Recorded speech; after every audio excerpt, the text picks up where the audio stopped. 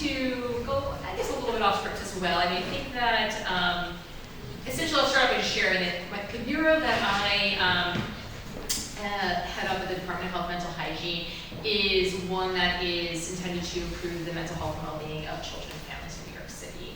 And, you know, historically, the focus was really on children with serious mental health concerns. And as we have begun to really more fully embrace a public health approach to children's mental health, this really shifted our focus to incorporate, not to leave that aspect of our work behind, but to really begin to be more conscious and mindful of what prevention looks like in children and family mental health, and what health promotion looks like, what it looks like to promote children's mental health and well-being. And as we have begun to do this, more recently we've begun to consider how the built environment can actually play a role in this. And asking ourselves these questions has led us to some resonate with a lot of the themes that are coming up today, with some new partnerships. We realize this is something that has to be interdisciplinary, that we have to partner with others within city government and outside of city government, and that also really requires a participatory approach, that this isn't something that should be top down, it's just something that should be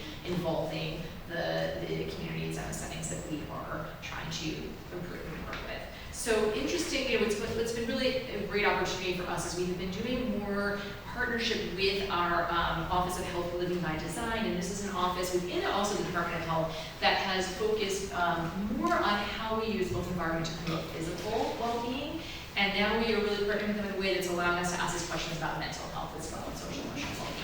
So I'll just quickly highlight two initiatives. I know I don't have a lot of time. So the first partnership that came out of this was, the first project that came out of this partnership was called Mental Health by Design.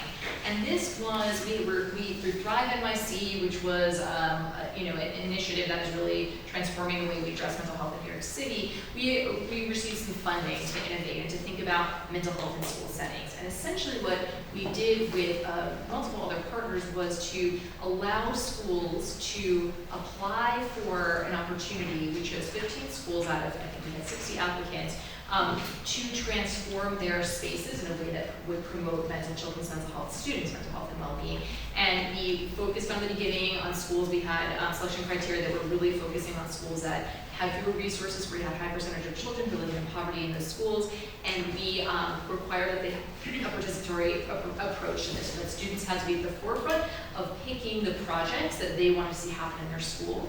They also had opportunities to participate in a social design lab, where they had 3 sessions where they were given training on how to develop promotion strategies and communication strategies to promote use of the spaces.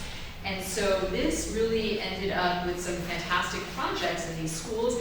These included, some of them were exterior spaces, so they included gardens, outdoor classrooms, outdoor murals, green spaces, and some were interior projects.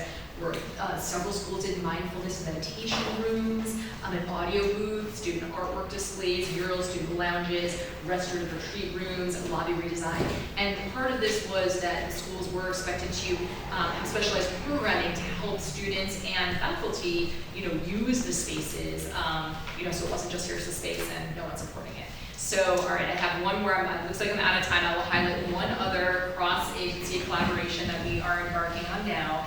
This was through some funding from the Mayor's Office of Economic Opportunity that was intended to create innovation through cross-agency collaboration. And through this opportunity, we are partnering again with the Office of Health and Design, the Administration for Children's Services, and the Human Resource Administration to use strategies to transform the built environments of family and domestic violence shelters. This is a new initiative. It's getting off the ground now. It's called Empower Environments Promoting Wellness and Resilience. And it, again, will be using a participatory approach that will be involving both the residents and the staff of these shelters, and in the design and in the implementation and the evaluation.